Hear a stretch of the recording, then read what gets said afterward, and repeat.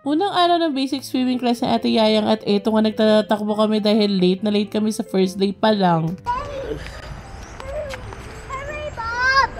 Dito ko nga pala kinuha ng Learn to Swim class sa Ate Yayang sa Baguio Tiger Shark na team at under Coach Russell. At kung matatanong nyo yung price, 5,000 nga ito for 10 session. Mag-inquire na lang kayo sa kanya at itatag ko nga siya dyan sa baba and yung page na rin. Sa may Baguio Athletic Bowl, swimming pool nga yung location ng kanilang swimming class at first time ko nga makarating dito. Pagdating dito ay meron nga mga shower area pero pupunta muna ako doon para magtanong nga dahil first day nga namin to. At pinag-shower na nga si Ate Yayang, ako naman ay aalis na lang mamaya. Ito, binibihisan ko na siya ng kanyang swimsuit. Tapos sobrang excited na niya dyan. Kahit ako nga rin, hindi ko rin matago yung aking excitement. Dahil finally, makapag-swimming class na nga siya. At pinag-shower ko na lang muna siya. Isa lang yung shower room na hot dito. Nagbayad muna ako 500 para sa ticket. Good for 10 session na yan. Ililista nila dyan per session at pipirmahan. Ito yung mga rules and regulation at maghihintay nga lang yung mga tagabantay sa labas. Pinapasok ko muna si Ate Yayang at pinag-start ko na siya ng kanyang lesson dahil late na kami nito.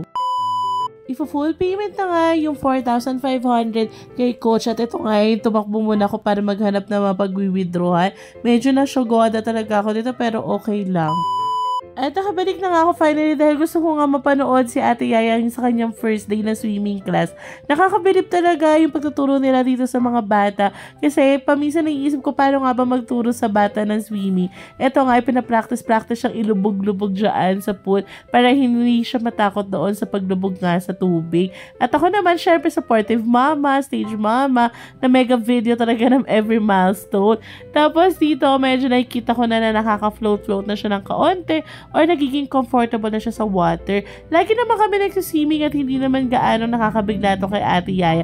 At alam ko na sobrang nai-enjoy niya nga to at tumalon na nga siya dyan. Nirekomenda nga lang din sa akin si Coach Russell dahil balita ko nga magaling nga daw siya mag-handle ng kids. At dahil nga medyo bata pa yung edad ni Ate Yaya, turning 5 years old pa lang siya, medyo nahirapan din talaga ako maghanap ng tumatanggap ng ganong edad kapag nga sa mga swimming lessons. Maraming salamat talaga Coach Russell sa napakahaba mong pasensya kay Ate Yaya. Medyo laro-laro pa nga daw majority si Ate Yaya pero na-enjoy niya nga yung kanyang first session. It was so good. Did you have fun? Are you gonna go back? I had so much fun? Yes. You will go back again? Yes. Dumating na nga rin ulit si Daddy Ken para sunduin nga kami. Dumaan na nga rin pala kami ng Children's Park para makapaglaro si Ate Yaya. What cone you want? The pink or the brown? What ice cream do you want?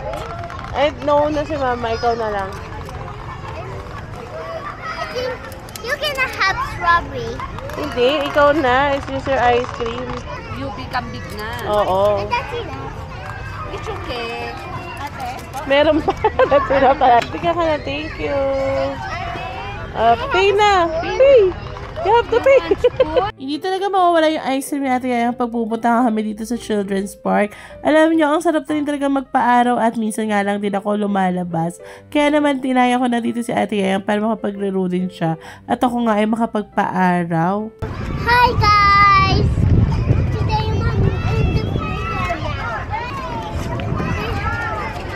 Mas relax nga yung taon namin ngayon dahil mag-homeschool si Ate Yayang at September pa nga yung start. So may time pala na kami para sa mga summer classes at mag-travel at mag-enjoy nga lang siya sa kanyang childhood. Hindi na kami in a rush kaya talagang magpo-focus kami sa paglalaro niya at pagla-learn niya ng mga bagong life skills katulad nga nung kanyang swimming na bagong kanyang life skills. At napakabibo nga rin ito ni Ate Yayang pagdating sa mga playground. Tuwan-tuwa talaga siyang umaakyat dyan at bibuild niya nga yung kanyang gross motor skills kapag nagpupunta nga kami ng playground. O siya, till next video na lang and follow us for more Boys sa Baguio Vlogs!